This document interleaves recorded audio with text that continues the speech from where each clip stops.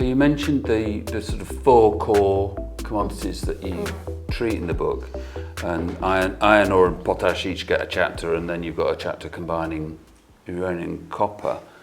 Can you give us a sense of why you focused on those 4 and what between them they tell, what variation, what differences there are across them and stuff?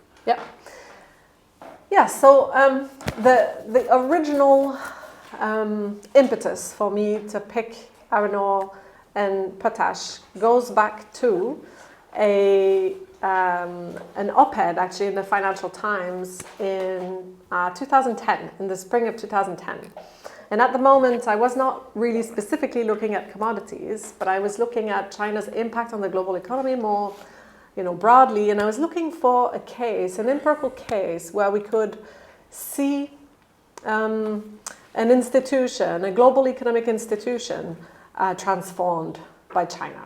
And I was looking broadly, and I remember at the time 𝗶ሔር𝗳𝗶𝗶, a very well-known commodities reporter for the Financial Times at the time, wrote a piece about the fall of the iron ore benchmark pricing regime. And I didn't know at the time what that was, but it struck me as something that was very interesting. And as I delved into it, I figured this would become an anchor, an empirical anchor in my project at the time. And what I was then looking for was whether this was something that was unique. So China emerging essentially as a really major consumer of a key commodity, and leading, so it seemed at the time, to the fall of a 4 decades long economic institution. Was this something that would be representative of more to come? Was this a unique event? How could I make sense of this? So I went out looking for commodities that I could compare the iron ore case to. And as a good comparativist, deploying, Mill's method of difference, I was looking for markets that displayed some, structural similarities to the iron ore market that I could then compare China's impact on.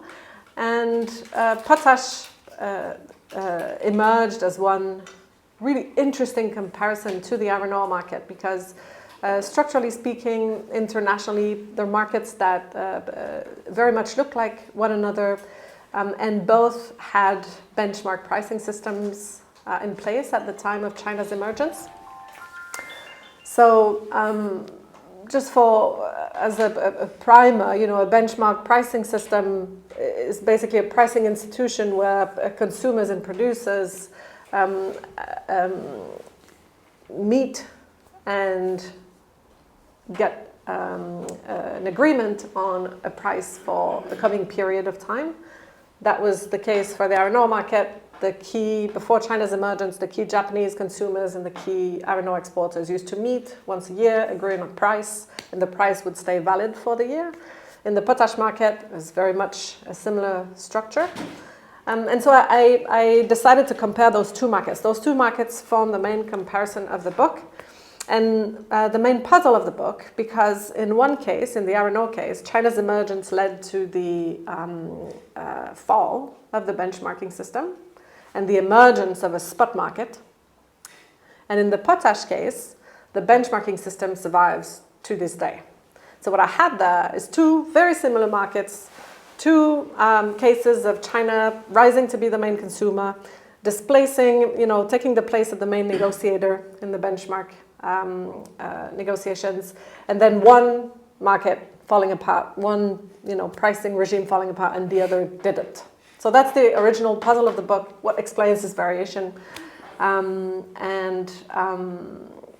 This explains the initial case selection. And then as I started to, this is a very inductive exercise, as I started to understand better what was happening and what explained this divergence, I added 2 more cases to add a little bit of variation on the international level. So I added uranium and then copper to provide a little bit more variation there. But the original comparison is iron ore and potash for that reason, yeah.